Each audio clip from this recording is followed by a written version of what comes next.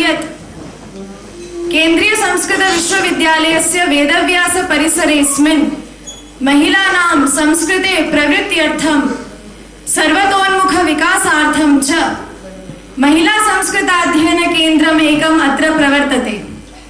अस्य केन्द्रस्य पक्षतः अद्य 29 दिनांके महिला सुरक्षा एवं अधिकार महिला आरक्षण विधेयक के संदर्भ में इत्यस्मिन् विषये द्विदिवसीया राष्ट्रीय संगोष्ठी आयोजिता।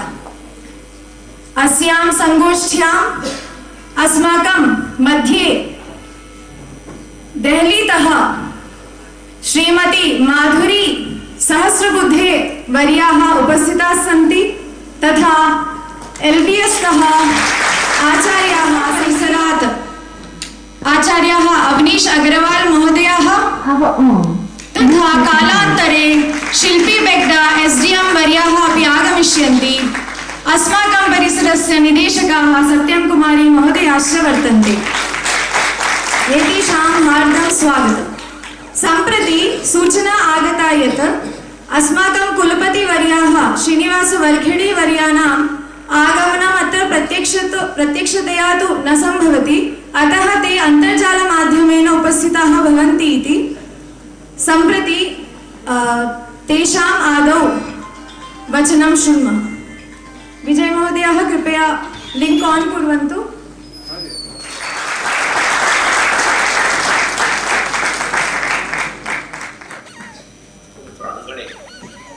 महिला सुरक्षा एवं अधिकार विषये द्विदिवसीय राष्ट्रीय संगोष्ठी अत्र एतस्मिन् कार्यक्रमे अस्माकम् आह्वानम् अङ्गीकृत्य मयिका अतिथयः समागताः। सहस्रबुद्धे महाभागे विशिष्टारूपेण निर्देशयन्ति शिल्पी बेग्डा कार्यक्रमस्य अध्यक्षतां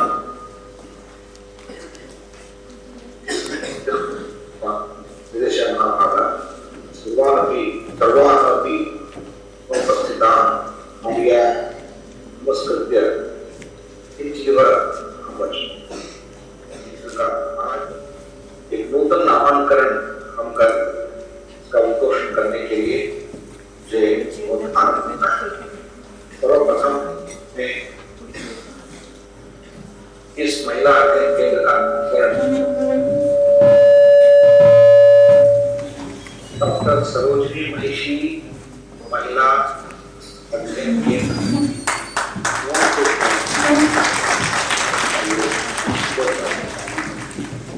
डॉक्टर सरोजनी महिषी भारत के अत्यंत प्रतिष्ठित बड़ा योगदान दिया है। तो भारत के संस्कृति मंत्रालय के मंत्री भी थे और राष्ट्रीय संस्कृत संस्थान का उपाध्यक्ष के रूप में और एक प्रशासक के रूप में और एक राष्ट्रीय संस्कृत संस्थान का विकास में उनका बहुत बड़ा योगदान रहा है। इसे स्मृति के इस महिला अध्ययन केंद्र का नाम डॉक्टर सरोजनी महिषी महिला अध्ययन केंद्र इस रूप से इसको नामकरण किया जाता है। क्या निर्णय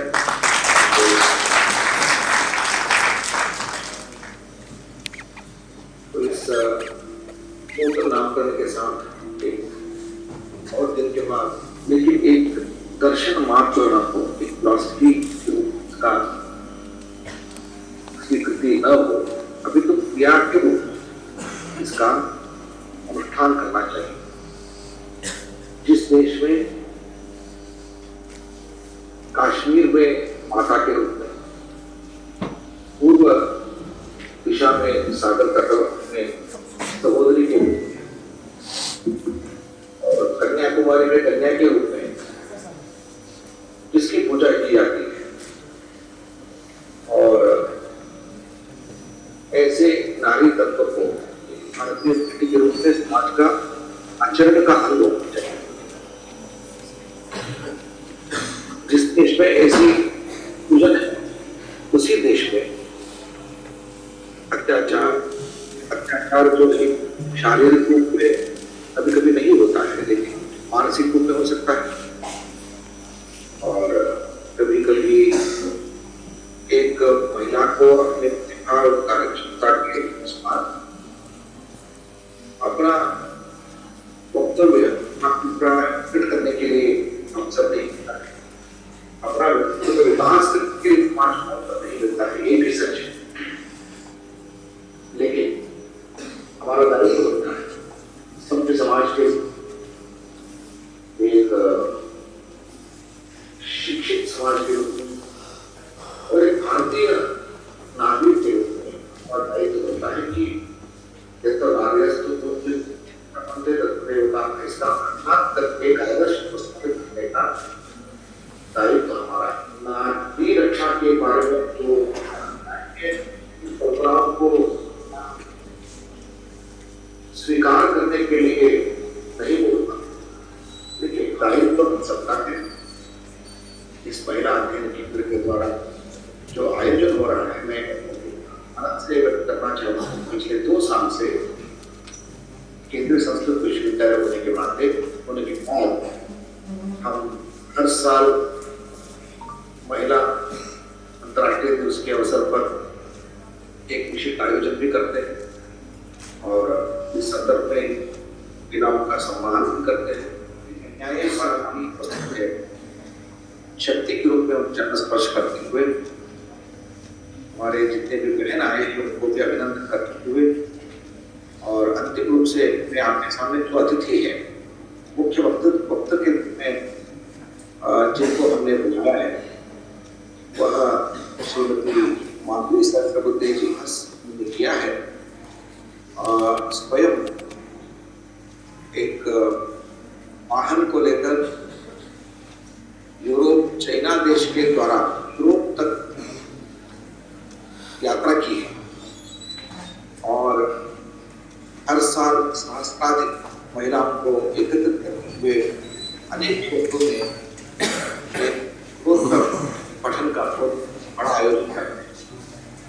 आज इस कार्यक्रम में मुझे आनंद है कि कांगड़ा के पुलिस अधीक्षक श्रीमती शालिनी और देहरा के न्यायाधीश श्रीमती जी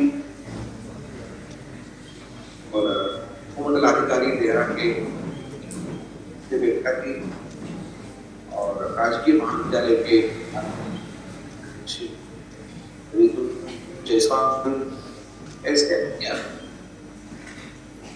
अनेक भी आप उपस्थित हैं। मुझे लगता है तो अच्छा आयोजन हो रहा है जिसके द्वारा हमारे छात्र एक ऊर्जा प्राप्त करेंगे, प्रेरणा प्राप्त करेंगे, आपके द्वारा प्रेरणा प्राप्त करते हुए वो भी आप जैसा बनने का एक बहुत बड़ा सपना देखेंगे। उन सपनों को साकार करने के लिए विश्वविद्यालय आपके साथ रहेगा। फिर एक बार इस महिला अध्ययन केंद्र के द्वारा आयोजित इस कार्यक्रम में सभी को मैं प्रणाम करते हुए, अभिनंदन करते हुए, स्वागत करते हुए मेरा वचन समाप्त करता हूँ। डॉक्टर सरोजिनी महिषी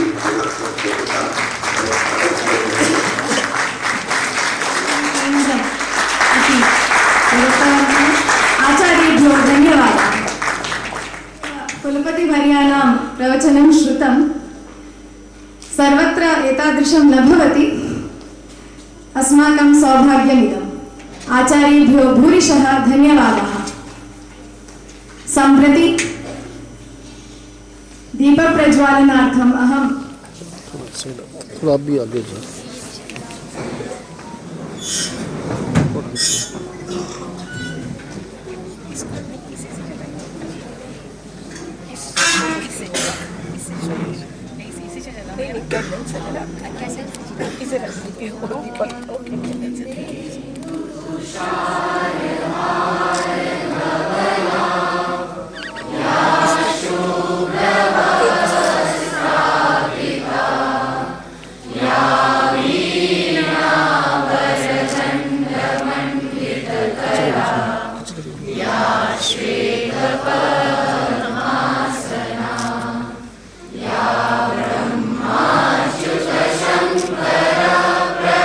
Yeah.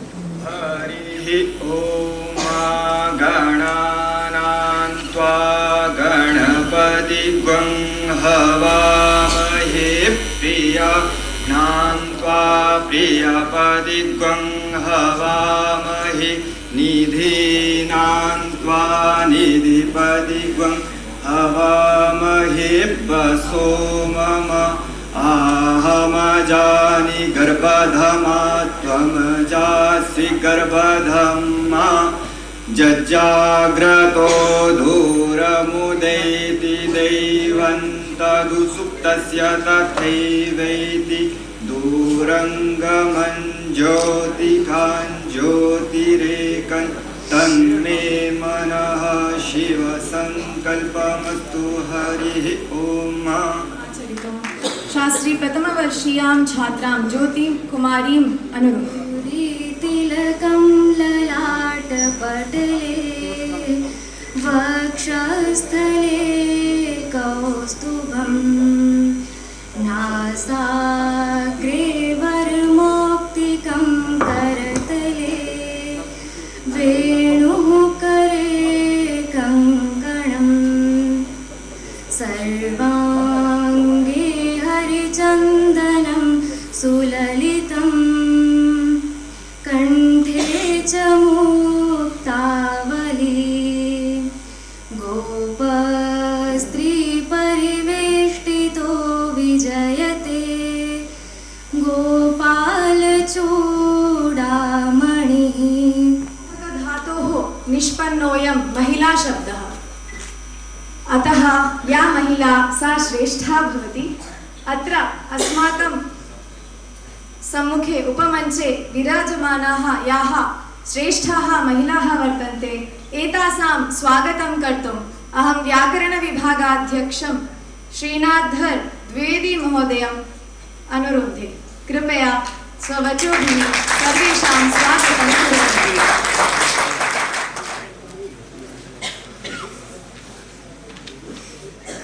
या श्री स्वयं सुकृतिनां भवने स्वलक्ष्मी पापात्मनां कृतधियां हृदयेषु बुद्धिः श्रद्धा सतां कुलजन प्रभवस्य लज्जा तां त्वां नतास्म परिपालय देवी विश्व।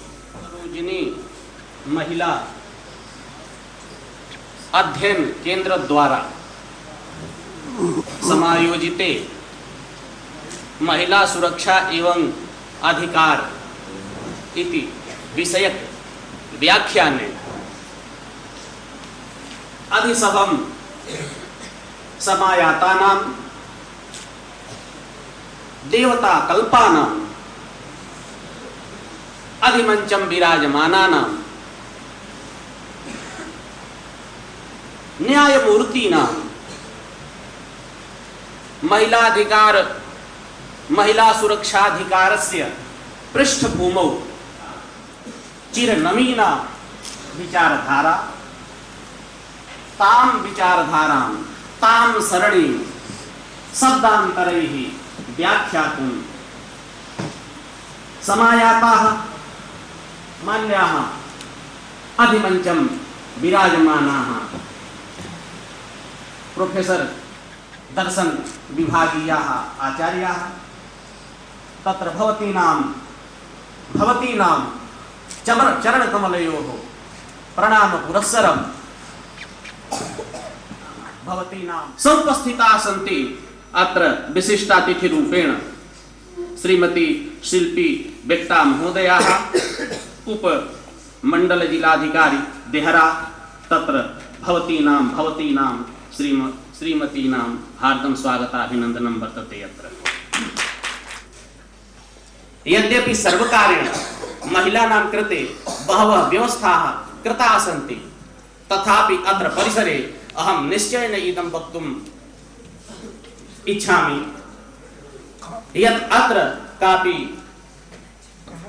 विशिष्टा व्यवस्था अस्ति महिलानां कृते। अत्र छात्रावासः नासीत् पुष्पधरसा मनसापि। तर्हि अस्य सर्वस्य कार्यक्रमस्य सूत्रधारा अध्यक्षरूपेण महोदयाः भवतीनां हार्दं स्वागताभिनन्दनं एवं दूरतः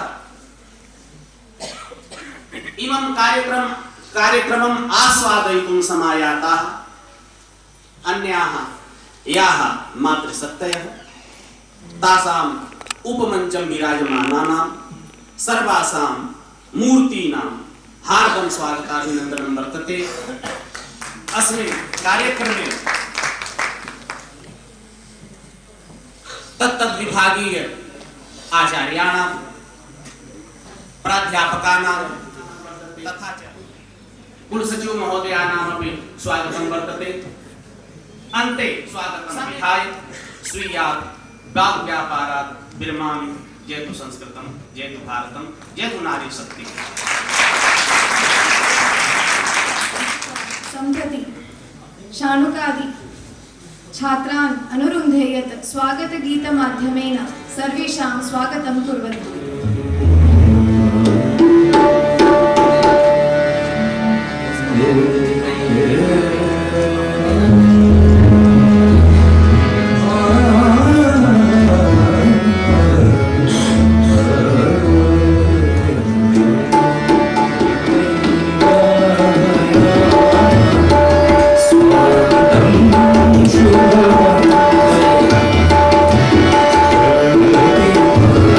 Hare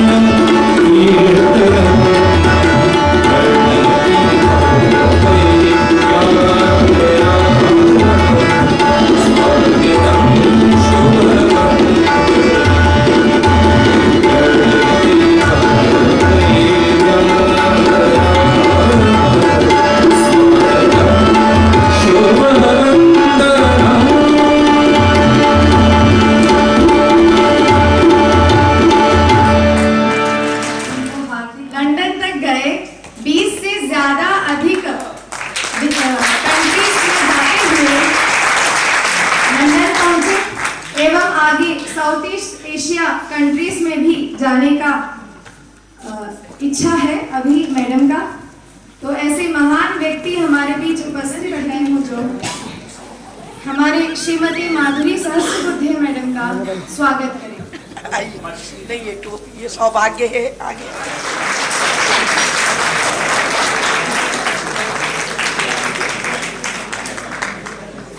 यहाँ सम्मान के उसमें दी जाती है। हमारी हिमाचली टोपी है ये।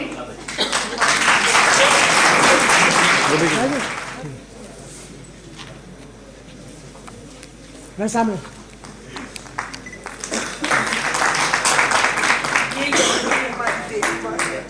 तो हम हाँ जी मैडम सामने मैं हेलो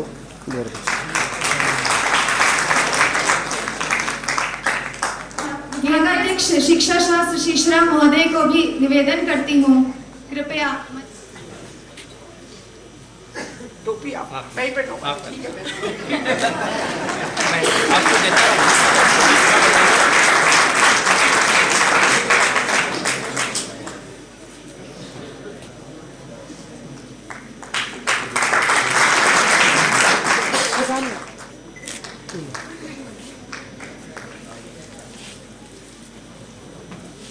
सामने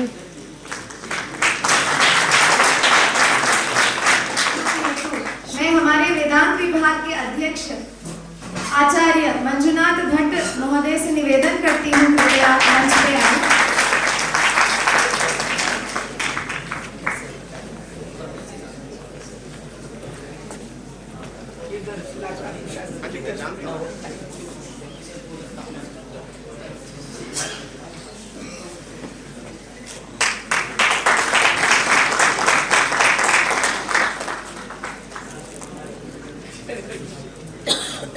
मैं थोड़े साइड हो गया।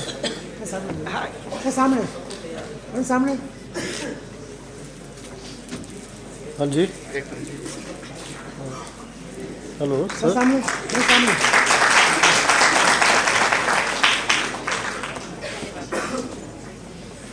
सभी महिलाओं से निवेदन करती हूँ और हमारे कुलपति महोदय के अनुमति से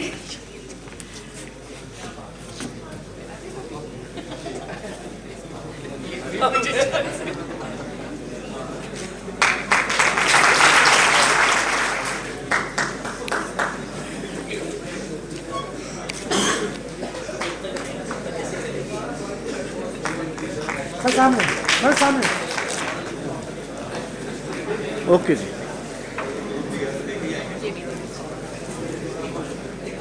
सर सामने हेलो सर सर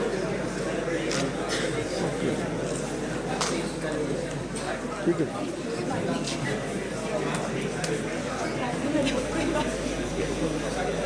कार्यक्रम की संयोजिका अवलोक्या जी के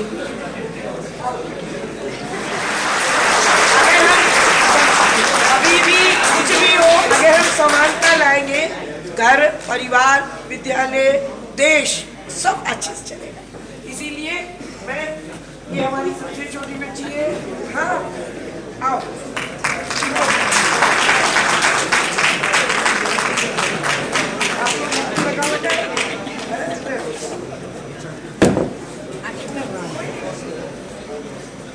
बच्चे आगे बढ़ेंगे तो ही आगे देश। हेलो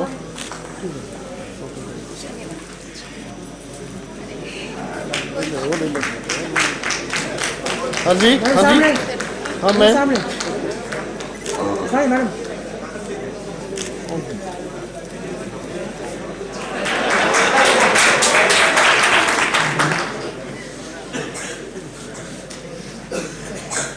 इस टोपी अगर ये टोपी आज यहाँ आ पाया तो इसके पीछे के कारण है हमारे साहित्य विभाग के पंकज सर, इनको विशेष धन्यवाद।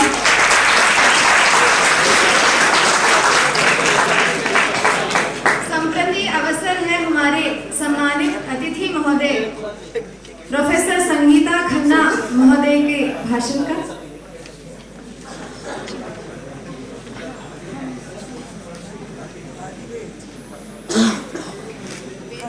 परिसर में महिला अध्ययन केंद्र द्वारा आयोजित दिवस द्वय व्यापिनी इस संगोष्ठी की मुख्य सम्मानित अध्यक्ष विश्वविद्यालय के सर्वशास्त्र निष्णात कुशल प्रशासक सम्मानित आचार्य प्रोफेसर सत्यम कुमार जी और संगोष्ठी के इस सत्र की अध्यक्षता सम्माननीय श्रीमती माधुरी सहस्रबुद्धे जी, सारस्वत अतिथि के रूप में हमारे साथ उपस्थित प्रोफेसर अवनीश अग्रवाल जी, विशिष्ट अतिथि के रूप में अभी यहाँ उपस्थित नहीं है लेकिन उनका आभास कार्यक्रम की संयोजिका सबकी स्नेही मनोज्ञ जी और सबसे ज्यादा हमारे आस्था और आकर्षण के केंद्र महिला संवासक और स्वयं महिला शक्ति के रूप में विराजमान मंच के सम्मुख सभी सम्मानित मूर्तिमान जीव स्वरूप सम्मानित सदस्य, विभागाध्यक्ष, आचार्यगण, आमंत्रित अतिथिगण और जीवन के पथ पर शक्ति को महसूस करने वाले, शक्ति की उपासना करने वाले और स्वयं शक्ति को सिद्ध करने वाली छात्रवृंद और छात्रावृंद। महिला अध्ययन केंद्र द्वारा महिला आरक्षण और उसके संबंध में अधिकार और सुरक्षा को लेकर बातचीत करने के लिए एक संगोष्ठी का आयोजन किया गया। हर्ष का विषय है लेकिन थोड़ा थोड़ा क्लेश का विषय भी है। अब आप पूछेंगे कि वो कैसे हो सकता है, हर्ष का विषय है फिर वो बीच में क्लेश का विषय कैसे हो सकता है। मेरी बुद्धि में तो यह है कि शक्ति और शक्तिमान ये दो मूर्ति के रूप में या दो तथ्यों के रूप में हमें यहाँ सभी ने स्त्री और पुरुष का सम्मान करने का सिद्धांत जब से आप खुली से सुना है, समझा है और उसी माहौल में जीने का प्रयास किया। हमारा भारत विश्व गुरु कहा जाता रहा है भारत या रहा प्राचीन काल में, तो हर्ष का विषय, सम्मान का विषय हमारे लिए। तो जब हमारा सम्मान था में बदलता है तो वो क्लेश देता है। उसकी मुख्य वजह क्या, ये भी हम सब आज मिलकर यहाँ विचार करेंगे। लेकिन अनुपालन में लाने के लिए भी दो धड़े हैं। महावीर स्त्री और पुरुष का वर्ग भेद है और महिलाओं में भी वर्ग भेद है, तो वो सब चीजें फिर अनुपालन में। तो आज की सरकार को ये वाली बातें बहुत पहले से 25-27 साल से ये संघर्ष चल रहा था। अब अपने कालक्रम में अपनी प्रक्रिया के दौर से होता हुआ महिला आरक्षण विधेयक लास्ट में पास होती है। अब यहाँ विचार करने के लिए हम उपस्थित हुए कि महिला आरक्षण विधेयक क्या है, किस प्रक्रिया से निकलकर यहाँ तक आया, इसका बाद में क्या स्वरूप होगा। ये सब चीजें हमें बहुत जगह से, बहुत स्रोतों से मिलती हैं, आप लोगों को भी मिली होंगी। लेकिन ये मंच तो इसलिए सजाया गया है कि हमारे सामने जो हमारी शक्ति बैठी हुई है उनको और उनके साथ जो हमारे ये प्रिय छात्र बैठे हुए हैं, इन्हें अभी से ये सब समझ में आ जाए कि हमें क्या क्या स्वीकार करना है और क्या चीजें हमें अंतर मन से अस्वीकृत कर देनी है। तभी ये स्वरूप आएगा ही। जैसा चलता है वो एक बात अलग होती है क्योंकि वो तो पहचान है हमारी, लेकिन भेद तो व्यवहार में दिखता है ना। व्यवहार से उस भेद को मिटाना है। जब हम ये कहते हैं कि ये काम पुरुष का है, ये काम महिला का है, भेद का सूत्रपात तो वहीं से हो जाता है। फिर उसके पीछे ये देखें कि शारीरिक संरचना ऐसी है। सब चीजें ठीक है अपनी जगह, मानते हैं कि शारीरिक संरचना है, लेकिन सभी जगह तो इसके अगर हम एक ही समान साधन, समान अवसर प्रदान करें तो ये भेद बहुत कम हो जाता है। और मुख्य बिंदु यही है क्या, और जो वर्ग भेद का बिंदु भी यही है कि आप उनको समान साधन और समान अवसर, शारीरिक क्षमता की बात तो बाद में आएगी। जब हम समान अवसर प्रदान करेंगे, समान संसाधन प्राप्त होंगे, तो कर्म प्रक्रिया हमारी है उसको भी साइड में करने, क्योंकि उसको सब लोग मानते नहीं है सिद्धांत को। इन दोनों चीजों से देखेंगे तो भेद बहुत हद तक मिट जाता है। हम पालन पोषण में ही भेद शुरू कर देते हैं, शिक्षा देने में ही भेद शुरू कर देते हैं, और अपनी सुख सुविधा के लिए भी हम भेद देना शुरू कर देते हैं। ये शुरू हो जाता है परिवार से ही। परिवार के बाद वो परिवार बन के ही हमारा समाज बनता है, तो समाज में भेद शुरू हो जाता है। समाज बनते ही हमारा जनपद राष्ट्र बनता है, वहां भेद शुरू हो जाता है और ये भेद फैलता जाता है। ऐसा क्यों? जब संसार में दो जीव आए हैं, एक पुरुष वर्ग में माना जाता है, एक स्त्री वर्ग में माना जाता है, दोनों को दोनों की समान आवश्यकता है। फिर एक क्यों ये चाहता है कि हम सर्वस्व बनकर रहे, दूसरा हमारा अधीनस्थ बन के रहे? अगर जब आप ये भावना नहीं रखेंगे कि वो हमारा अधीन रहे और मैं सर्वसमर्थ में रहूं, अगर ये भावना नहीं होगी तो समानता तुरंत शुरू होनी प्रारंभ हो जाएगी आपके अंतर मन में, और कहीं भी किसी भी तरह का दुराग्रह नहीं होगा। जब दुराग्रह नहीं होगा तो आप समझ लें, ये बातें मैं किसके लिए कह रही हूँ? जो आगे बैठे हैं उनके लिए नहीं कह रही हूँ, जो सब पीछे बैठे हैं ना, है ना, मुझे सबकी शक्लें भी दिखाई दे रही है, गर्दन हिलने से भी पता चल जाता है। ठीक, तो सारे लोग ये बात को सुन लें, क्योंकि ये बातें तो हम लोग आपके लिए ही कहते हैं, आपकी ही चिंता है, वो करना है। तो इस तरह का वैरभाव भी नहीं बढ़ेगा, और एक पक्ष बहुत ऊंचा, एक पक्ष उसके अधीन, ये वाली बात तो उपजेगी ही नहीं। और फिर नारी शक्ति जो कहना पड़ता है, तो शक्ति तो यहाँ भी है। जो हमारे ये बच्चे बैठे हैं इनमें भी शक्ति है, ठीक है। तो नारी, और जो उसके ऊपर कवर है वो एक पुरुष वर्ग है और एक स्त्री वर्ग है। तो जब हमारे अंदर शक्ति समान है, ऊपर का दो स्वरूप है, दोनों एक दूसरे को देखने के लिए भी अच्छा है ना। सारी जगह अगर एक ही जैसी चीज होगी तो देखेंगे क्या दूसरी तरफ, है ना। तो इस तरह से अगर हम समभाव से ही पलकर बड़े होंगे तो हमें सहयोग की भावना आएगी, और सहयोग की भावना जब आएगी तो सहयोग आप कहाँ करते हैं? अभी भी देख लीजिए, आप अपने फ्रेंड के लिए ज्यादा जाते हैं ना सहयोग करने, दुश्मन का तो सहयोग करने नहीं जाते। तो जहां ही सहयोग की भावना आती है वहीं पर मैत्री शुरू हो जाती है, ये सब चीजें अपने आप मिट जाती हैं। इसी प्रयास के लिए ये सारी प्रक्रिया चल रही है। ये तो एक बात होगी। अब यह है कि आरक्षण, उसका क्या स्वरूप है, आरक्षण क्यों किया, बिल कैसे पास हुआ, क्या हुआ, ये सब चीजें आपको विभिन्न माध्यमों से मिलेगी, और हमारे फील्ड के महारथी भी यहाँ पर हैं, वो सब भी आपको बताएंगे। फिर भी मैं भी कुछ कहना चाहती हूँ कि क्या है। तो महिला आरक्षण विधेयक 2023, इसके संदर्भ में महिलाओं के अधिकारों की हैं, सुरक्षा की बहुत सारी बातें भी हैं, ऑन पेपर भी हैं और व्यवहार में भी हैं, लेकिन व्यवहार में पूरी तरह नहीं है। क्योंकि अगर न्यायपालिका, कार्यपालिका, ये दोनों अपना काम सही ढंग से नहीं कर पा रहे हैं, वहीं पर भी भेद विन्यास किया गया है, वहां पर भी वर्ग भेद है, तो आप चिल्लाते रहो, आप आरक्षण लेकर भी चिल्लाते रहो, कुछ नहीं होगा। अगर प्रक्रिया सही नहीं चलेगी तो कुछ नहीं होगा, और बिना आरक्षण अगर प्रक्रिया सही, उसमें एक सभ्य और संभ्रांत वर्ग है, एक समर्थ वर्ग है, और उसके रूप में संस्थिता नमस्तस्यै नमस्तस्यै नमस्तस्यै नमो। केंद्रीय संस्कृत विश्वविद्यालय के संरक्षक प्रोफेसर वर्खेड़ी महोदय जी, इस सभा में उपस्थित, इस सभा की अध्यक्षा श्रीमती प्रोफेसर सत्यम कुमारी जी, सभा में उपस्थित माधुरी सहस्त्रबुद्धे जो चेयरमैन है foundations for holistic development in academic field new Delhi.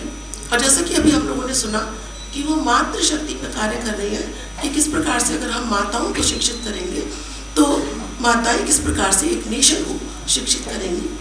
और यहाँ पर उपस्थित प्रोफेसर संगीता खन्ना जी जो LBS दर्शन विभाग की आचार्य हैं और भाषण भी किया।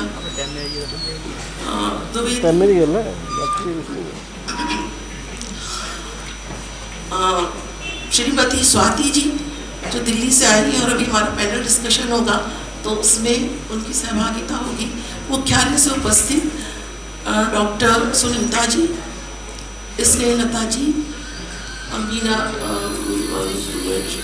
डॉक्टर मीना महोदय, सभागार में उपस्थित मेरी प्रिय छात्र हैं और यहाँ पे उपस्थित है मेरे बचपन से मैंने उन्हें पढ़ते देखा है गोविंद शुक्ल बाहर लेके जाती थी और ट्रेन में सफर करना होता था और सीट अलग अलग होगी, मैं उनको अलग नहीं छोड़ती थी। करिए आप आराम से। हमारे मध्य शिल्पी बेट्टा जी जो उपमंडल अधिकारी 13 है वो उपस्थित हो गई है, तो मैं उनका से बहुत स्वागत करती हूँ। आपका बहुत बहुत स्वागत है। 3 महीने का अवकाश होता था, लेकिन अधिकार के तौर पर हमें 6 महीने का अवकाश की व्यवस्था की गई है कि एक महिला जो एक बच्चे को जन्म देगी तो उसको आवश्यकता होती है पोषण की, बच्चे को ध्यान रखने की, तो वो उस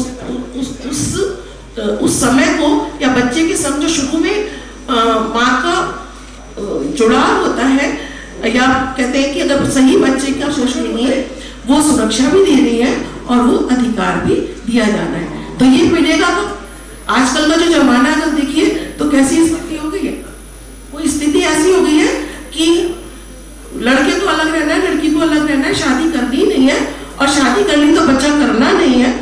तो ऐसी स्थितियां हम लोग अपने समाज में देखते हैं।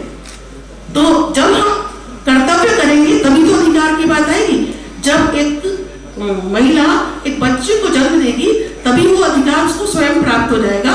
तो इस प्रकार से जो कर्तव्य और अधिकार है वो जुड़े हुए योग्य बना लेंगे तो हमें आवश्यकता नहीं पड़ेगी कि हमें किसी को कहना है या किसी को करना है, वो करें या ना करें, हम लोग आगे बढ़ते जाएंगे। और जो ये बिल है इसका देखिए, ऐसे तो बहुत सारे बिल आते हैं, ये महिला आरक्षण बिल आया, लेकिन इसको जो संज्ञा दी गई वो दी गई नारी वंदन बिल। तो नारी वंदन विधेयक आया तो महिला आरक्षण विधेयक ही था, लेकिन जो अधिनियम बना वो नारी वंदन अधिनियम बना है। तो इसी से एक सम्मान का दिखाई पड़ता है। और अभी इस पर चर्चा की थी मेरी पूर्व वक्ता ने कि ये आरक्षण अगर हम कहते हैं तो इसमें हीन भावना जैसी आती है कि हम ये तो आरक्षण से आए होंगे, तो ये है क्या? आरक्षण एक शब्द है, आरक्षण के भी एक पक्ष कैसा है, सकारात्मक है, और एक में लगता है कुछ चीजें कहीं नकारात्मकता में जा रही है। वरिष्ठ आचार्य हमारे अवनीश अग्रवाल महोदय को भूरिशः धन्यवाद। हमारे बीच अभी उपस्थित हुए हैं देहरा से उपमंडलाधिकारी श्रीमती शिल्पी बेट्टा जी। इनका हार्दिक स्वागत है। ये अपने बिजी शेड्यूल से समय निकाल के आज यहाँ आ पाए, हमारे लिए यही बहुत बड़ी बात है। श्रीमती शिल्पी बेट्टा जी की सत्कार हेतु मैं यहाँ अधिमंच उपस्थित सभी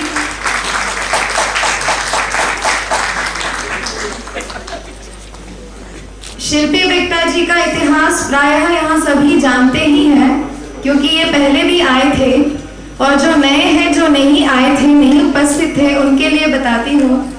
ये वो महिला है जो कैंसर से लड़के आज हमारे पुरतः उपस्थित है।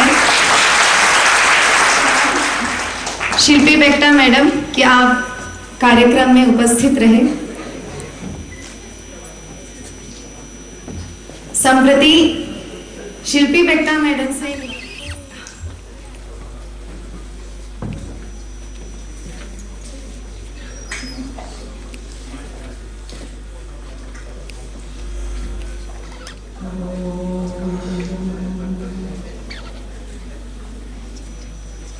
सम्माननीय व्यासपीठ के ऊपर बैठे हुए, नीचे बैठे हुए सारे ही सम्माननीय सदस्य, या देवी सर्वभूतेषु शक्ति रूपेण संस्थिता नमस्तस्यै नमस्तस्यै नमस्तस्यै नमो नमः। लेकिन ये कहीं शक्ति के रूप में केवल नहीं है, तो या देवी सर्वभूतेषु बोल करके बुद्धि रूपेण, चेतना रूपेण, माया रूपेण, निद्रा रूपेण, क्षुधा रूपेण, लक्ष्मी रूपेण, दया रूपेण, तुष्टि रूपेण, चित्ती रूपेण, इतनी सारी व्यवस्थाओं के साथ में ये जो श्री है माने स्त्री तत्व है, इसी से इन सारे लोगों का जीवन व्याप्त होता है। उसके बिना कोई भी चीज आप उसमें से निकाल लीजिए, तुष्टि निकाल दी, तुष्टि रूपेण संस्थिता बोला है, तुष्टि निकाल दी तो समाधान जो है, संतुष्टि जो है वो हमारे अंदर में कभी नहीं होगी। और अगर समाधान, संतुष्टि मन में नहीं होती है तो जीवन बहुत डिफिकल्ट हो जाता है, बहुत कठिन हो जाता है, हमको पता है। छाया रूपेण, तो इसका मतलब है कि हमारे जो पंचमहाभूतों से बना हुआ शरीर है वही नष्ट हो जाएगा। और इसीलिए जो भी रूपेण बोला गया है उसका कितना महत्व है ये जो सारे जो श्लोक है, स्तोत्र है, वो बनाए हैं। हमने आज तक के दिनों में कभी समय था जिसको वो फॉलो करते थे, जो अपनाते थे जीवन में और चलते थे, शायद उसी को इसीलिए सतयुग कहा जाता था। आज के दिनों में हम ये सारा कुछ भूल गए हैं। मेरे ख्याल से हम लोगों को केवल लक्ष्मी रूपेण पता है, शक्ति रूपेण पता है, क्योंकि हमको पता है शक्ति दिखाने से काम फट के बन जाता है, इसीलिए शक्ति रूपेण हम लोगों ने ध्यान में रखा है। लक्ष्मी रूपेण ध्यान में रखा है क्योंकि लक्ष्मी सब कुछ नचाती है, ये भी हम लोगों को जानकारी है। लेकिन इसके अलावा भी जो मैंने अभी तक नाम गिने थे, ये सारे के सारे जो है इसी से हमारा जीवन व्याप्त है और उसको भूलना ये सही नहीं है। स्त्री और पुरुष, जब भी यहाँ पर अभी आरक्षण की बात चलती है तो आरक्षण किसी ने किसी को दिया है, स्त्री ने, महिला ने उसको एक्सेप्ट किया है। और दिया किसने है? महिला ने महिला को नहीं दिया है, ऑटोमेटिकली पुरुष ने महिला को दिया है।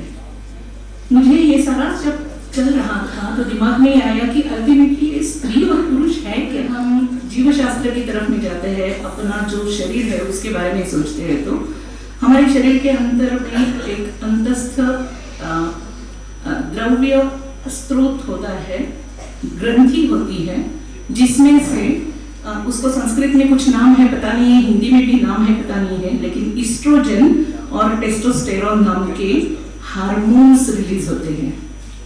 जब ईस्ट्रोजन रिलीज ज्यादा होता है तो ऑटोमेटिकली स्त्रीत्व जो है वो ऊपर चढ़ जाता है।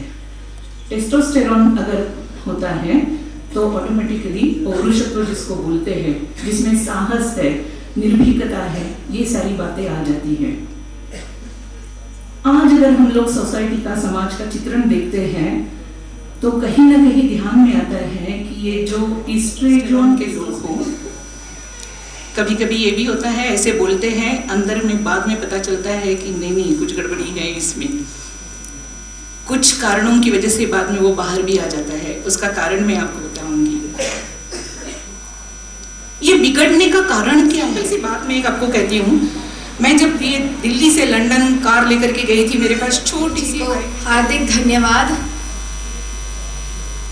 कुपुत्रो जायेत क्वचिदपि कुमाता न भवति, ये पंक्ति जिस समाज में कही गई थी उस समय ऐसी परिस्थिति थी जब माताएं अपने बच्चों को, अपने परिवार के सदस्यों को संस्कार सिखाती थी, लेकिन आज वो समाज नहीं रहा।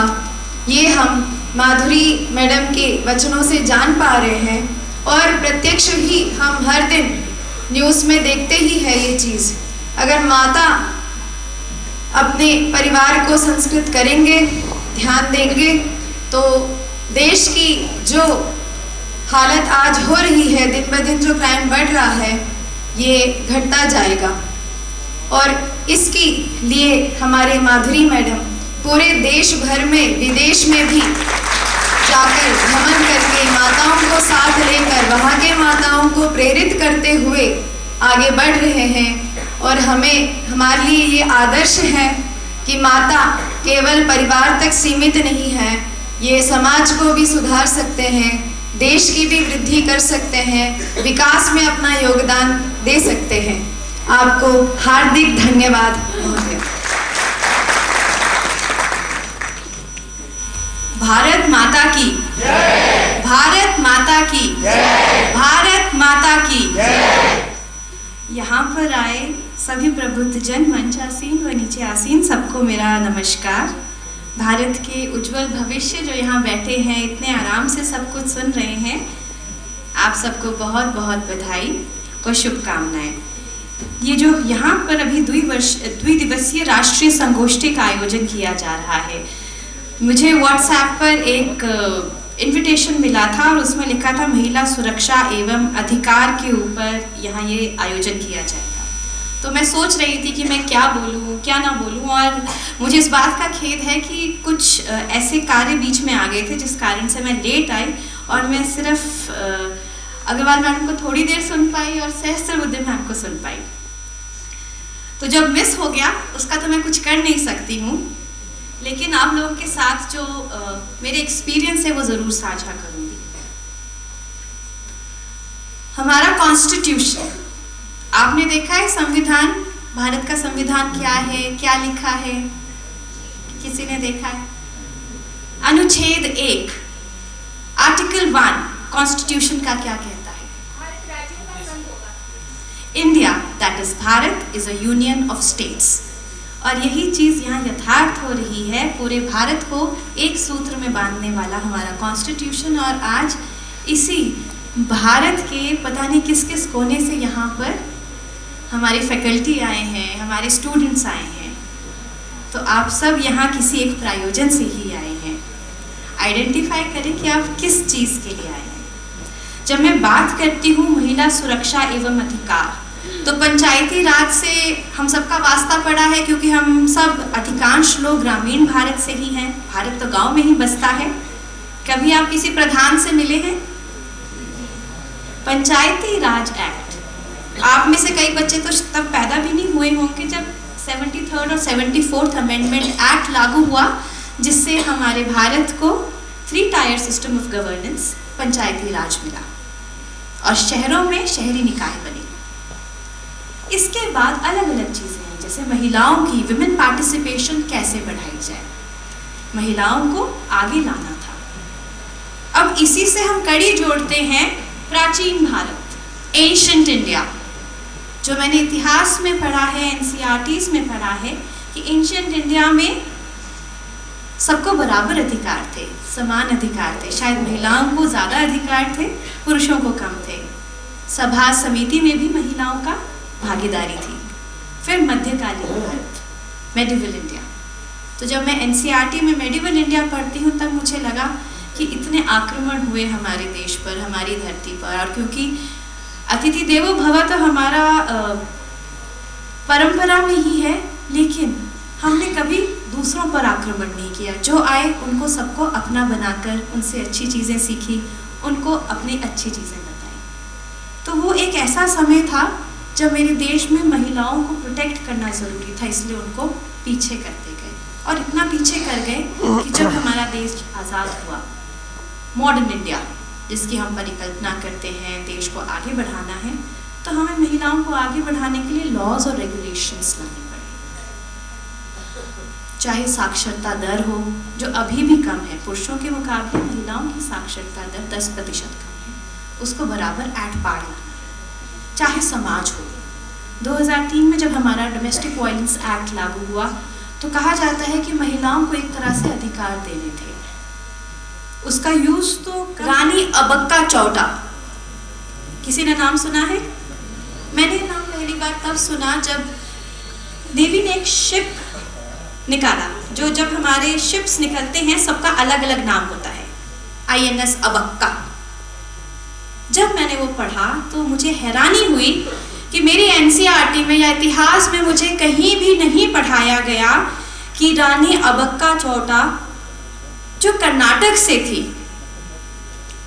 15वीं-16वीं शताब्दी में पुर्तगालियों से लड़ी और हमारी भारत की, जिसे कहते हैं, जो फ्रीडम फाइटर्स थे, अग्रणी फ्रीडम फाइटर्स में से रही है। किट्टूर की रानी चिन्नम्मा, किटूर की रानी चिन्नम्मा भी कर्नाटक से थे। अपने देश के लिए लड़े और लड़ते लड़ते वीर गति को प्राप्त हुई, वीरांगना बनी। ये चीज भी मेरी एनसीईआरटी में कहीं नहीं लिखा है। मेरी एनसीईआरटी में असम के अहोम के ऊपर एक छोटा सा पैराग्राफ है। अहोम जिन राजाओं ने लगभग 300-400 साल असम पर राज किया, शांतिपूर्वक बहुत कुछ वहां किया, हिस्ट्री में उनको गुम कर दिया गया है। क्यों किया है इस पर चर्चा फिर कभी की जाएगी, लेकिन हमें पता ही नहीं है। अहोम किसी को पता है आप में से? कभी पढ़िएगा। क्वीन दिद्दा ऑफ कश्मीर कभी सुना है? पढ़िएगा कि ऐसी रानियां भी रही हैं जिन्होंने समाज को भी सुधारा है और शासन भी किया है। अब लेटेस्ट आते हैं हम सितंबर में 2023 में पार्लियामेंट में एक अमेंडमेंट एक्ट पास हुआ, 106th अमेंडमेंट एक्ट, नारी शक्ति वंदन अधिनियम। वो कहता है कि जिस तरह से पंचायती राज में महिलाओं को आरक्षण है, उसी तरह से हम विधानसभा और लोकसभा में भी लाएंगे, लेकिन वो तब लाएंगे जब हमारा सेंसस यानी कि जनगणना लेटेस्ट होगी। तो उसके ऊपर भी हमारे वक्ता अग्रवाल मैडम ने बड़ा अच्छा बोला है। लेकिन मैं बात करना चाहूंगी आप सबसे, आप लोग किस तरह से देश को आगे बढ़ाएंगे। जब हम बात करते हैं महिलाओं को अधिकार दो, मैं कहती हूँ महिलाओं को समान अधिकार दो, बराबर।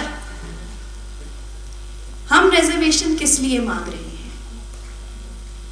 हम रिजर्वेशन इस समय इसलिए मांग रहे हैं ताकि हमारी जो रेस की लाइन है वो बराबर खींचे, ताकि हमारे प्रमोशन के लिए जो ग्लास सीलिंग आती है वो ग्लास सीलिंग टूटे। ये ग्लास सीलिंग इफेक्ट साइकोलॉजी में मैंने पढ़ा था जब मैं एग्जाम्स की तैयारी कर रही थी। तब मुझे पता नहीं था कि ग्लास सीलिंग क्या होती है, लेकिन जब मैं सर्विस में आई तब मुझे पता चला कि ग्लास सीलिंग सच में एग्जिस्ट करती है। हाँ है कि छत तो सबको दिख रहा है, मेरे साथ जो मेरे समकक्ष हैं वो कुछ आगे निकल गई और मैं छत तक क्यों नहीं पहुंच रही हूँ? क्योंकि मेरे ऊपर तो एक शीशा लगा हुआ था जिसको तोड़कर आगे जाना था। और एक बार आप वो ग्लास सीलिंग ब्रेक करते हैं तभी आगे जाते हैं, यानी कि महिलाओं को दुगना एफर्ट करना पड़ता है। किसी चीज और इसी यूनिफॉर्म सिविल कोड को ध्यान में रखते हुए सत्र धक्का के विराजमान है मातृकल्पा परिषद निर्देशिका करता है। आपका भी हम इस मंच से स्वागत अभिनंदन करते हैं। अब मैं परिषद निर्देशिका जी से निवेदन करता हूं कि वो आज की विशिष्ट व्यक्तित्व टोपिका और शाल से होंगी, हो सकता है वो आपकी ही बीवियां निकले, ये जो विमेन होंगी हो सकता है वो आपकी गर्लफ्रेंड निकले, या हो सकता है आपकी माँ निकले, कोई भी हो सकता है, कोई भी हो सकता है। तो ये सभी के मुद्दों की बात है, यहाँ किसी एक की बात नहीं चलेगी। हंसी आ रही है? चलिए, आज गर्ल्स बड़े ध्यान से सुनना, लेकिन एक अच्छी उसमें से बात निकलती है कि लोगों की फ्रस्ट्रेशन मुझे वहां दिखाई देती है, और मैं नहीं कह रही वो फ्रस्ट्रेशन गलत है। एक मैंने वीडियो बनाई थी जिसमें मैंने ये कहा कि महिलाएं पढ़ लिख जा रही हैं, लेकिन उस पढ़ाई लिखाई को जॉब में, नेशन की जीडीपी में वो ट्रांसलेट नहीं कर पा रही। और जब ये वीडियो मेरा सामने आया तो कई पुरुषों ने मुझे सराहा, लेकिन इसके बिल्कुल कॉन्ट्ररी कई औरतों ने कहा कि नहीं, कि मैं भी जहाँ संधोल से आ रही हूँ तो बहुत ज्यादा खटी खड है, और ये महिलाएं पीठ में बच्चा बांधकर सुबह 6 बजे से दिहाड़ी करने लग जाती हैं। पीछे मैंने छापा मारा था तो इन लोगों ने क्या किया कि सुबह सुबह आप माइनिंग करना शुरू कर दिया है, सुबह 5-6 बजे। तो मैं उसमें देखती हूँ महिला अपने पुरुष के साथ कंधे से कंधा मिला के चलती है, पीठ में बच्चा बांधा होता है, बच्चा रो रहा होता है, 2 बच्चे नीचे बिठाए होते हैं, महिला वो जो क्या बोलते हैं आप उसको, जो सर पे उठा के तसले में वो चीजें भर के ले जा रही होती है, अपना कॉन्ट्रीब्यूशन दे रही है, दिन की दिहाड़ी कमा रही है। ये लोअर क्लास वुमेन की बात हो रही है। चलो इसके बिल्कुल ऑपोजिट आ जाओ, इसके लिए ऑपोजिट आ जाओ तुम हाई क्लास वुमेन के पास, जिसके पास प्रिविलेज है, पैसे हैं, घर है, गाड़ी है। लेकिन ये महिलाएं भी कुछ ना कुछ करती हैं क्योंकि इनको पता है अगर एनर्जी वेस्ट हो गई तो हमारा ही डिस्ट्रक्शन होगा। आज इंडिया के सबसे अमीर आदमी के बारे में बात कर लेते हैं, मुकेश अंबानी जी के बारे में बात कर लेते हैं। जब भी मुकेश सर का नाम आता है, नीता मैम का नाम हमेशा आता है। अब क्यों आता है? वो तो बोल सकती है जी मेरा पति तो अरबों करोड़ों कमाता है तो मैं क्यों काम करूं। नीता मैम क्यों आपको आई थिंक सेंटर खोलती हुई दिखती है, बच्चों के एजुकेशन सेंटर खोलती हुई दिखती है, एनजीओ चैरिटेबल ट्रस्ट चलाती दिखती है? क्योंकि इट डजंट मैटर हम कौन सी क्लास से बिलोंग करें, लोअर क्लास से बिलोंग करें या हायर क्लास से बिलोंग करें, खुद काम करना बेहद जरूरी है। काम इंसान को, चाहे महिला हो, चाहे पुरुष हो, चाहे जानवर हो, कोई भी हो, काम जो है इंसान को निखारता है। ठीक कह रही हूं मैम?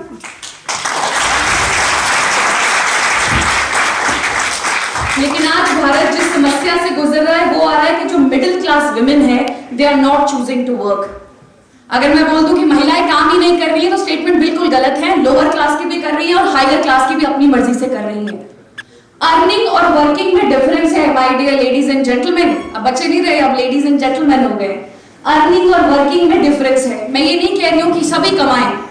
मैं आज यहाँ सरकार की तरफ से नहीं आई हूँ अधिकारी हूँ, पर ये नहीं बोलूंगी कि तुम सब तैयारियां करने लग जाओ, क्योंकि मैं जानती हूँ ये नौकरियां पॉइंट है। हिमाचल एडमिनिस्ट्रेटिव सर्विसेज की बात कर लीजिए, 20 पोस्टें निकलती हैं हार्डली हर साल। अब कितने बच्चे उसमें अपनी जान लगाएंगे? कोशिश कीजिए, निकल जाएंगे तो बहुत अच्छा है, भगवान ने साथ देना है तो ठीक है। यूपीएससी में देख लीजिए 0.1% चांस है। पब्लिक सर्विसेज ही सिर्फ फ्यूचर नहीं है, और मैं यही बोलने यहाँ पे आई हूं। आप कुछ भी कीजिए, और अगर आप कुछ नहीं करना चाहते तो मैं आप लोगों को एक ही सजेस्ट करूंगी कि आज ही अपना बोरिया बिस्तर पैक करके घर बैठ जाइए शादी की तैयारी के लिए, क्योंकि we are wasting money. Madam बता रही थी कि आप लोगों की डाइट भी अब और सस्ती होने वाली है आने वाले टाइम में। सोचिए, सेंटर आप लड़कियों को, आप बच्चों को पढ़ाने के लिए सेंटर पैसा दे रहा है। सेंटर को जितनी मर्जी किल्लत हो कि पैसा हम कहां से लेकर आएंगे इंफ्रास्ट्रक्चर के लिए, रेल्स के लिए, लेकिन वो हिमाचल में बैठे हुए, देहरा में बैठे हुए सेंट्रल यूनिवर्सिटी के बच्चों की जो डाइट है उसमें कमी नहीं रहनी चाहिए। सरकार यहां तक आकर आपके बारे में, आपकी प्लेट के बारे में सोच रही है, तो क्या हमारा क्या फर्ज बनता है कि हम भी समाज को, सोसाइटी को कुछ इकोनॉमी में अपना योगदान दें। कर लिया, चलो जी घर चलो अब शादी करते हैं। मैं ये नहीं कह रही हूं कि शादी जरूरी नहीं है या ये नहीं है, वो आपका अपना पर्सनल पॉइंट है, वो आप जो मर्जी कीजिए। बट मैं सिर्फ इतना कह रही हूँ कि जिंदगी के किसी भी पड़ाव पे अपने आप को निखारना प्लीज आप मत बंद कर दीजिए, क्योंकि इसकी कीमत बहुत भारी होती है। इंडिया में मोस्टली जितनी भी आपकी होम मेकर्स हैं, हाउसवाइफ को अलग से टैग दे दिया अच्छा दिखाने के लिए, हाउसवाइफ नहीं बोलेंगे, आप होम मेकर बोलेंगे। अब वही पोटैटो बोलो या पोटाटा बोलो, बात तो एक ही है। कान यहां से पकड़ो या कान वहां से पकड़ो, बात तो एक ही है। The point is why are women choosing not to work, and that too middle class women. क्या इनके जो हस्बैंड्स हैं, मान लीजिए 1.5-2 लाख भी कमाते हैं, तो क्या एक इंसान की सैलरी से इतनी महंगाई में सब कुछ हो जाएगा? और बड़ी सिंपल सी बात है, घर में जो बड़ा होता है, जैसे आपके पिताजी भी होंगे, जब आप उनसे पैसे मांगते हैं तो वो हिसाब मांगते हैं ना। आप बोलते हैं पापा पॉकेट मनी दे दो, he will ask, he is the authority, he is controlling the treasury and revenue। वो पूछेंगे खर्च कहाँ किए तुमने? तुम बोलोगे तेल डाल दिया है, बाइक में तेल डाल दिया, आज वहां खाने चले गए, ये कर दिया वो कर दिया। Same goes for girls also. इसीलिए बहुत सिंपल सी बात है कि जो कमाता है पावर सेंटर उसके हाथ में रहता है। Having said that, I am not saying कि घर में झगड़े हो, लड़ाइयां हो, बट मैं कह रही हूँ आत्मसम्मान की रोटी तो आपके हिस्से की भी हो। अगर दाल आपका पति लेकर आ रहा है तो रोटियां आपकी तो हो। इस विचारधारा से तो हम एटलीस्ट चले। आपके पास सबसे बड़ा एग्जाम्पल मुझे भूल जाइए, आपकी अपनी प्रधानाचार्य प्रिंसिपल मैडम कहां से बिलोंग करती है और ये कहां पे आके बैठी है आप लोगों के लिए। अभी मुझे अपना किचन दिखा रहे थे ये सारा कि ये यहाँ पे ये करता है, मैं कोशिश करूंगी कि इनकी सैलरीज बढ़ जाए। इस प्रकार का विजन जो है वो औरतों में होता है। बाय डिफॉल्ट हम केयर गिवर्स हैं and we should be proud of it. हमें मैन्स वर्ल्ड में मैन की तरह बनने की जरूरत नहीं है, क्योंकि जितने भी मैन यहाँ सिविलाइज होकर बैठे हैं, एवोल्यूशन में ये लोग क्या कर रहे थे? मार धाड़ कर रहे थे। सारी वॉर्स तो मेल की गई है। कभी आपने सुना किसी महिला ने कोई जंग छेड़ दी है पूरे कहीं पे भी, यूनान में या कहीं पे भी? सारी की सारी लड़ाइयां झगड़े जो है वो मेल्स के किए गए, फीमेल्स नहीं करती। आप नहीं करती यार, आप जख्म पे मरहम लगाने वाली हैं और हमें वही बनना है जो फेमिनिज्म, जो आपको चीज ये बताती है कि हमें मेल से कम्पीट करना है, वो गलत है। We are not equal, we say male and female are. कोई बताओ, कोई तो बताओ प्लीज, शाबाश। अरे इंटरैक्टिव करते हैं, नहीं तो भाषणबाजी होगी, ये तो वोट नहीं मिलने वो अलग बात है। बोलो यार, you think we are equal? You think male and female are equal? No no कौन बोल रहा है? इसको थोड़ा रीजन भी दो कि क्यों नो इक्वल है। कॉन्स्टिट्यूशन में तो इक्वल है, रियल लाइफ में इक्वल है, वी आर डिफरेंट यार। हाँ प्लीज।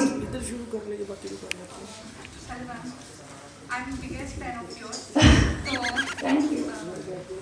मेरी दृष्टि में तो इक्वल नहीं है, बिकॉज हमेशा लेडीज को जजमेंटल की दृष्टि से देखा जाता है। लेडीज के कपड़ों को लेके, उनके क्या बोलते विचारधारा को लेके उनको हमेशा जज किया जाता है। अकॉर्डिंग टू मेल उनको नहीं किया जाता। Very good, please go to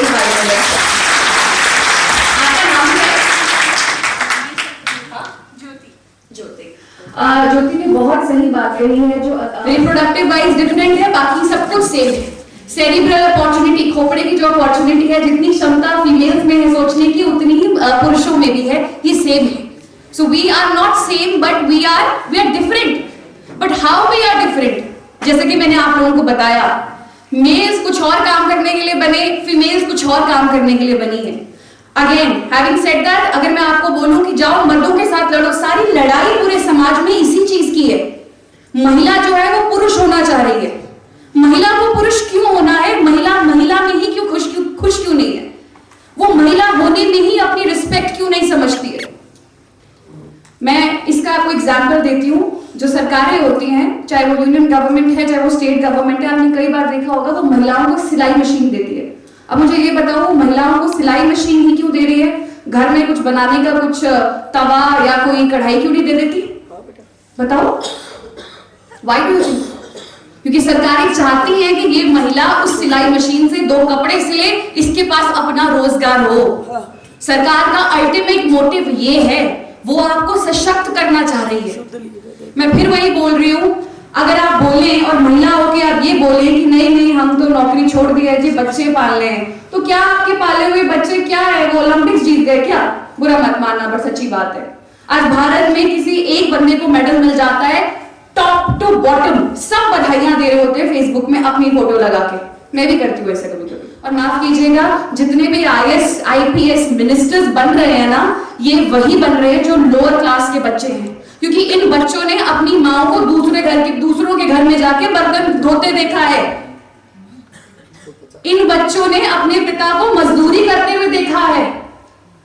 शायद हम अपने माँ बाप को अपनी इंस्पिरेशन मान ही नहीं रहे हैं। I am talking about the middle class women.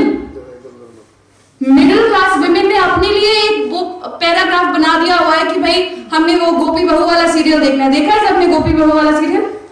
किसने देखा है? हाथ खड़ा करना जरा, साथ निभाना साथिया। इंस्टाग्राम पे तो चल ही रहा है, रसोड़े में कौन था? तो जो कोकिला है, कोकिला बोलती है अपने बेटे को कि तू कुछ कर ले, तो बेटा कहता है कि मैं किचन में जाके गोपी की मदद करता हूँ। तो वहां कोकिला एक लाइन बोलती है कि हमारे घर के मर्द रसोड़े में नहीं जाते। आप इस लाइन का एसेंस समझिए। आपके टीवी सीरियल्स इस बात को बार बार वो कर रहे हैं कि पुरुषों की जगह रसोई से बाहर है और महिलाओं की जगह ही रसोई के अंदर है। तो बताएं फिर वो सेम कैसे हो गए? हाँ, नहीं ढूंढते वाइस वर्सा। तो आप पे पूरे के पूरे परिवार का बर्डन होगा। आपको अपने माता पिता को भी खिलाना है, उनकी देखभाल करनी है, आपको अपनी बीवी को भी, और आज के समय में 2 बच्चे तो एटलीस्ट सभी करते। तो एक पुरुष कितना रिजिड हो जाता है, कितना टफ हो जाता है, उस पर कितना मेंटल स्ट्रेस होता है। आप इस चीज को भी समझो। और अगर हमें पुरुषों से मुकाबला करना है तो मैं आपको एक बात बता दूं, भारत जैसी जगह को छोड़ो, पूरी दुनिया में ऐसी ऐसी जॉब्स हैं जहां पे हम औरतें नहीं जा सकती। Forming the workforce of India. बाकी जो आपके 72% बचे हैं उसमें मेल्स बैठे हैं। तो आप मुझे बताएं, जब हम महिलाएं घर से बाहर निकलने को तैयार नहीं है तो हम किस इक्वालिटी के बारे में बात करेंगी? सेंटर वहां पे विमेन रिजर्वेशन बिल ला दे, या मैं बोलती हूँ आप ये छोड़ो 33% छोड़ो, सरकार अगर बोले कि 70% रिजर्वेशन दे देंगे और पार्लियामेंट में लेकर आओ, 543 सीट्स पे हम आज महिलाओं को ही बिठा देंगे, तो कितनी महिला निकलेंगी घर से? नहीं, वो फिर वो वही बहाने देंगी जो कि वो महिला या पुरुष बहाने नहीं दे रहा, वो पितृ सत्ता, जो आपकी क्या बोलते हैं इसको, पेट्रियार्की, हिंदी में क्या बोलते हैं इसे, पितृ सत्ता सोच। ये वो सोच जवाब देती है कि नहीं, हम घर से बाहर नहीं निकलेंगे, हमारे बच्चे नहीं पलते हैं। जो महिलाएं बाहर काम करती हैं उनके लिए बड़े एलिगेशंस लगाए जाते हैं। जिन महिलाओं ने बाहर काम किया है, मेरी माँ ने भी बाहर काम किया है, मेरी बुआ है, उन्होंने भी बाहर काम किया है। बाहर काम का मतलब है कि जब हमें काम करने के लिए घर छोड़ना पड़ता है, उन औरतों पे मैंने देखा है बहुत एलिगेशंस लगते हैं। सबसे बड़ा एलिगेशन लगता है उनके चरित्र पे। गर्ल्स बी रेडी, आपके कैरेक्टर पे आपको बहुत बड़ा एलिगेशन लगने वाला है, क्योंकि हम लोगों से तो सीता बनने की डिमांड की जाती है पर राम बनने के लिए कोई तैयार नहीं है। एलिगेशन लगेगा कि ऑफिस में ये इनसे बात करती है, उनसे बात करती है, तब खड़ी हो जाना वहां पे, क्योंकि अगर आप इनोसेंट हैं आपको जिंदगी में किसी को जवाब देने की जरूरत नहीं पड़ेगी। ये महिलाएं गिल्ट में जीती हैं। दूसरा, वर्किंग विमेन को गिल्टी महसूस करवाया जाता है कि आपके बच्चे अच्छे नहीं पलते हैं, आप बच्चों पे ध्यान नहीं देते। अरे हम भी तो वर्किंग माँ के ही बच्चे हैं, हम भी तो यहाँ आके कुछ ना कुछ नेशन के लिए छोटी मोटी ही सही कोशिश तो कर रहे हैं। तो ये बिल्कुल ही धारणा गलत है। आप भी जितनी महिलाएं यहाँ बैठी हैं, वर्किंग है, मैम है, हम सबके बच्चे यार, सबके बच्चे पल जाते हैं, माफ कीजिएगा। रवांडा और सूडान जैसे देश, जानते हैं ना रवांडा सूडान कहाँ है? सिविल वॉर ही चली रहती है इन देशों में, सिविल वॉर। भारत तो फिर भी शांत है, फिर भी रवांडा और सूडान में सिविल वॉर होने के बावजूद उनकी पार्लियामेंट में 64% महिलाएं जो हैं उनके संसद में बैठी हैं। तो फिर हम भारतीय महिलाएं कहाँ हैं? हम रसोड़े में है कि हम कहाँ हैं? मेरी तो समझ नहीं आ रहा। हम हैं क्या हम वर्ल्ड क्लास कुक हैं? अगर हम वर्ल्ड क्लास कुक हैं, शेफ हैं, बड़ी खतरनाक शेफ है, तो फिर ये बता दीजिए कि 5 स्टार रेस्टोरेंट के शेफ जो है वो पुरुष क्यों हैं? तो हम कहाँ हैं? We are missing and reason कोई बाहर नहीं है, कोई आपको सपोर्ट करने नहीं आएगा। फीमेल सेट बोलती है वो हमें हस्बैंड नहीं करते हैं, तो ऑब्वियसली बात है हस्बैंड अगर आपके 15,000, अगर आप पूरी जिंदगी पढ़ाई करने के बाद 15,000 की नौकरी के लिए स्ट्राइव करती हैं, तो वो हस्बैंड भी आपको घर से बाहर नहीं भेजेगा। क्यों? क्योंकि 15,000 तो कुछ भी कमा के नहीं लाएंगे आप, और जब आप घर से बाहर जाएंगे आपको घर से बाहर भेजने की कॉस्ट इससे ज्यादा हो जाएगी। जो आप कपड़े खरीदेंगे उसकी कॉस्ट हो जाएगी, जो आप टैक्सी गाड़ी लेके जाएंगे आप उससे ज्यादा हो जाएंगे। तो हमें अपनी वैल्यू खुद पहचाननी पड़ेगी। अगर आप सेंट्रल यूनिवर्सिटी या संस्कृत यूनिवर्सिटी से बाहर निकलकर, माय डियर गर्ल्स, अगर आप रिसेप्शनिस्ट की जॉब लेंगी ना, तो फिर मैं बोलती हूँ गलत बात, बहुत गलत बात। इसको बोलते हैं पिंक कॉलराइजेशन ऑफ जॉब। देखा होगा आपने, रिसेप्शन पे लड़कियों को बिठा देते हैं लिपस्टिक लगा के, सुंदर सी लड़की, जी सर जी सर, और जैसे कि फोन आ जाता है आपको कि हेलो सर आप क्रेडिट कार्ड लेंगे। हम यही है क्या? मैं आप लोगों को ये सब इसलिए बता रही हूँ कि आप लोगों की जगह यहाँ नहीं है, आप लोगों की जगह हिमाचल प्रदेश की विधानसभाओं में है, आप लोगों की जगह पार्लियामेंट में है,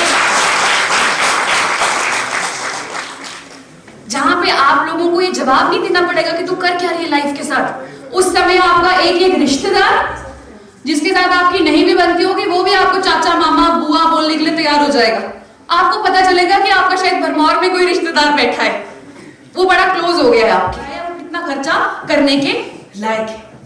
पर ये सब कुछ होने के बाद भी आप पार्लियामेंट में आ जाएं, जैसे ही आप लोग टीवी का बटन, रिमोट का बटन ऑन करते हैं, टीवी ऑन करते हैं, बड़ी गिनी चुनी महिलाएं होंगी जो आपको शायद वहां पे पार्लियामेंट में दिखेंगी। चलो ट्राई करते हैं, नाम बताएं, विमेन पार्लियामेंटेरियंस का नाम बताएं। चलो हिमाचल से शुरू करते हैं, बाहर क्यों जाना ना, दिल्ली अभी दूर है। तो हिमाचल महिला पॉलिटिशियंस के नाम किसी को? बच्चों, टीचर्स से नहीं पूछ रही मैं, जिनके बारे में आपने सुना हो कि यार ये बड़ी दमदार है या जीती हैं ये। शाबाश, इंदु मैडम है। और बताएं, प्रतिभा मैडम है, शाबाश।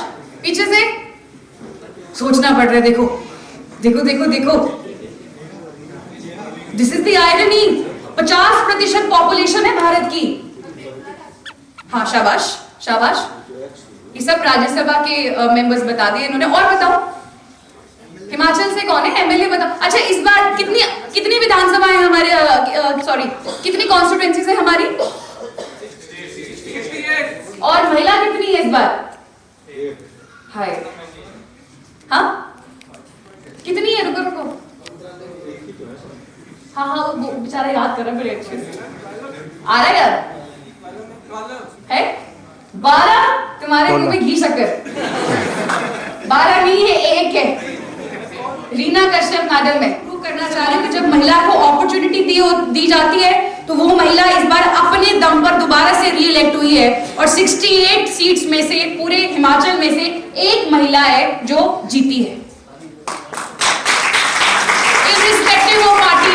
मैं अगेन देखो, मैं अब मैं गवर्नमेंट ऑफिशियल हूँ क्योंकि ये सब रिकॉर्ड हो रहा है और ये मैंने ही डालना होता है अपने फेसबुक पेज पे। इर्रिस्पेक्टिव ऑफ पार्टी, मैं यहाँ महिलाओं के बारे में बात करने आई हूँ। The same goes for Pratibha madam जो कि आपकी मंडी से लोकसभा मेंबर हैं और इस बार शायद दोबारा वो लड़ेंगी। पॉइंट इज कि हमें ऐसे गिने चुने जो हैं वो दिखने को मिलते हैं। हिमाचल प्रदेश विधानसभा में 1967 से अगर मैं बात करूं, जब आपका वो टेरिटोरियल काउंसिल वगैरह हुआ करता था, तो आज तक कितनी महिलाएं हैं मैं बताती हूँ। 43। Only 43 women have been elected so far 1967 से। तो अगेन सवाल फिर वही आ जाता है कि महिलाएं कर क्या रही हैं? हिमाचल की महिलाएं क्या कर रही हैं यार? शायद हम अभी वो दाल डालने की सोच रही होंगी, शाम को क्या दाल डालनी है। मम्मियां भी यही बात करती है ना, दाल क्या डालनी है, कल क्या बनाना है, परसों का भी मेन्यू डिसाइडेड होगा, परसों क्या बनाना है।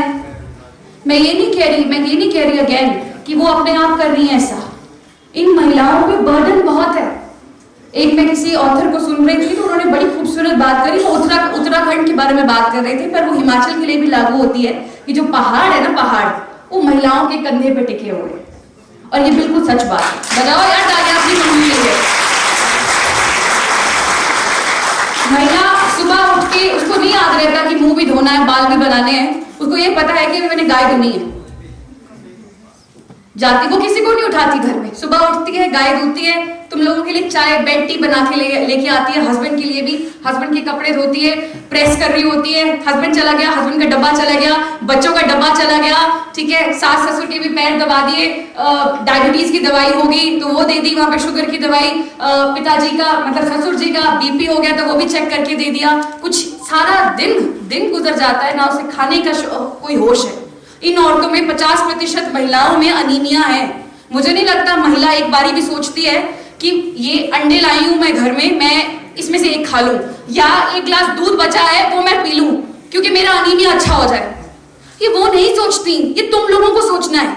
और ऐसे नहीं सोचना है, ठीक है, घर में जाके बोलो अपनी मदर को कि प्लीज माँ अपनी डाइट का ख्याल रखें, बट ऐसा नहीं है ना। विधानसभा में आओ, पार्लियामेंट में आओ और पॉलिसी लेकर आओ, डाइट लेकर आओ इन महिलाओं के लिए। हमने हल्की और छोटी बात नहीं करनी है। फीमेल पॉलिटिशियंस की बात कर रही थी, मैं आप लोगों को बता दूं, मैडम विद्या स्टोक्स आप लोगों को याद होंगे, वो 8 बार एमएलए बनी है, 8 बार। आशा कुमारी जी लगभग 6 बार।